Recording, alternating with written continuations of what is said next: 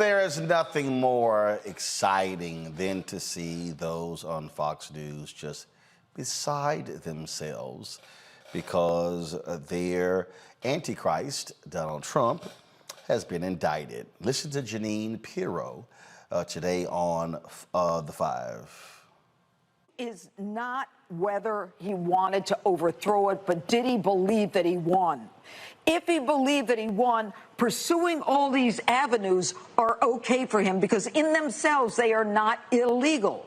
If you say, look, I need to find 11,000 votes, that's very different from saying, I need you to find me 11,000 votes somewhere. He just knows he's behind by 11,700 votes. And finally, did he know he lost, and did he then pursue all these avenues, or did he believe he won and was doing everything he can? It's going to be very hard to prove that. Okay, all right. I'm sorry, y'all. It's going to be very hard to prove. Y'all, the fool literally hired two companies who said, you didn't win.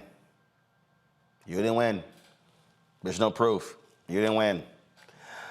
Oh, Dr. Mustafa Santiago Ali, former senior advisor for environmental justice at the EPA out of D.C., Dr. Larry J. Walker, assistant professor, University of Central Florida, out of Florida. So I love that one. You know, I need 11,000 votes, but he ain't say I need you to go find me 11,000 votes. Stop it. These people are insane, Mustafa. Yeah, they definitely done lost track with reality a long time ago. And we're about to get down to it because we're going to move from we're going to move toward facts and getting away from opinions, which is what they continue to move forward on. They know they're putting out the false narratives. They know that he knew that what he was doing was conspiracy, a secret plan to do something unlawful or harmful. So he was very clear with what he was doing by the moves that he was making, and now he's got to pay the price. And he's going to pay the price with a DA who's down there who got 90% conviction rates. That's a pretty high rate. So he's going to find out what time it really is, along with those 18 other co-conspirators. So everybody grab your popcorn because it's going to get real interesting. I was cracking up last night, Larry. Look, the best comedy really was on Fox News. As they were just beside themselves over Trump. I mean, they kept talking about Hunter Biden. It was kind of like, stay on message, cover the news. And that's their deal. They don't want to deal with the fact that their boy is in some major trouble. It's true. And Roland, I'm reminded of Dr. King, that quote about the arc of the universe. So when it comes to justice, being long but bending towards justice. Particularly last night, like you said, watching some of the folks on many of these different platforms lose their absolute minds. And the bottom line is, Roland, if he would have just taken his L, he wouldn't be in this situation. But and that call that we're talking about in terms of asking for those more than 11,000 votes, this is after the votes have been certified in the state of Georgia. So I'm not quite sure what the argument is. The other thing is, Roland, I'm reminded of that poem I think many of you are aware of, what excuses are tools of the incompetent.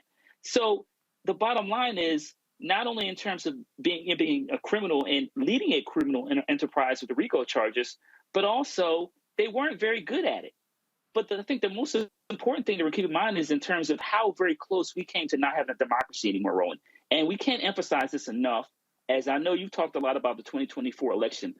Just because we see what happened last night and over the last couple of weeks, this fight is not over. It is ongoing, and we have to stay vigilant. We have to be prepared to hold these people accountable in the courts, but also hold them accountable in 2024 when we go to the ballot box.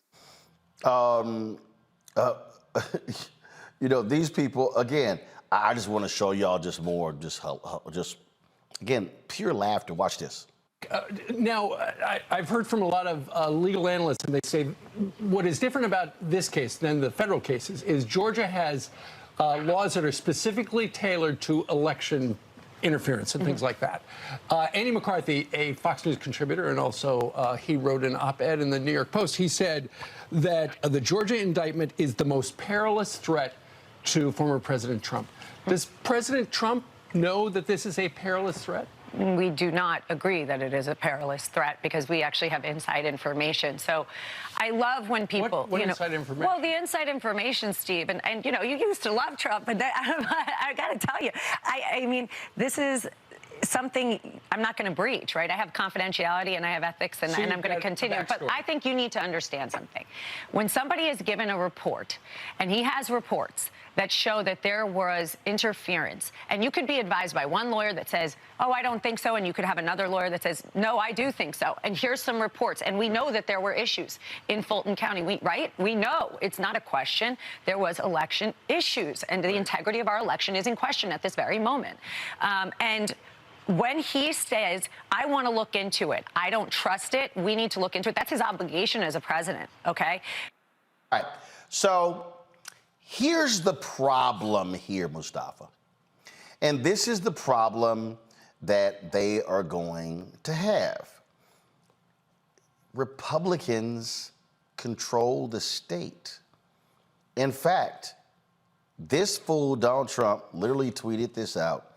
A large, complex, detailed, but irrefutable report on the presidential election fraud, which took place in Georgia, is almost complete and will be presented by me at a major news conference at 11 a.m. on Monday of next week in Bedminster, New Jersey.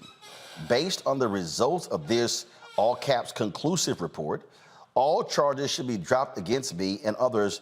There will be a complete exoneration. They never went after those that rigged the election. They only went after those that fought to find the riggers. This is how the Republican governor of Georgia responded. The 2020 election in Georgia was not stolen. For nearly 3 years now, anyone with evidence of fraud has failed to come forward under oath and prove anything in a court of law. Our elections in Georgia are secure, accessible, and fair, and will continue to be as long as I am governor. The future of our country is at stake in 2024, and that must be our focus. It's a little hard to make that claim that his lawyer is making when you had Republicans who were saying, dude, there were no issues. You lost. Yeah, they're grasping at straws. We all know that. I mean, if you have a definitive report that proves that there was some injustice that happened, then submit it for the record. And when you have your day in court, then it will be brought forward. But we know that they have been utilizing these talking points for a long time. Rudy Giuliani did it, Mark Meadows did it, and a number of the other folks that are part of the folks who have now been indicted have been continuing to share these false narratives without there being any backing up of any facts. And that's why I think facts are so incredibly important. Legal facts will bear out. And once again, it will no longer be about, your opinion on these types of things. Folks do not bring RICO charges forward if they don't already have their facts together on how you ended up breaking the law. So we will see it play out here very soon. They'll have their moment in court, and we'll see how it plays out. The thing is, the Secretary of State of Georgia, Republican, said the exact same thing. It's a little hard to keep saying we got reports when the people that were endorsing you said you're wrong, you're a liar, Larry. It didn't exist. Yeah, so Roland, the reports are in the mail. So I'm not quite sure what exactly Trump is going to when he has his press conference, when he's going to reveal. But we do know this: it's lies and information. This is essentially how he's trying to address this issue. He's going to, when this goes to trial, and we'll see once it gets, my colleagues say what evidence they have. But it's clear this is a criminal enterprise, and all they're trying to do is continue to put out on various social media platforms and television as much information as possible to muddy the waters. But the reality is, this is the fourth time he's been indicted. And if you look at the indictments, the evidence is clear. We talk about, obviously we talk about the conversation we just had a few minutes ago about calling about the Secretary of State about the finding 11,000 votes.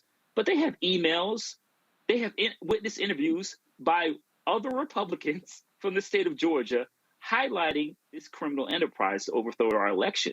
So I don't wish him the best of luck in the trial, but I look forward to seeing it live on television. And it's really going to be important for, Americans to really see what's been happening behind the scenes.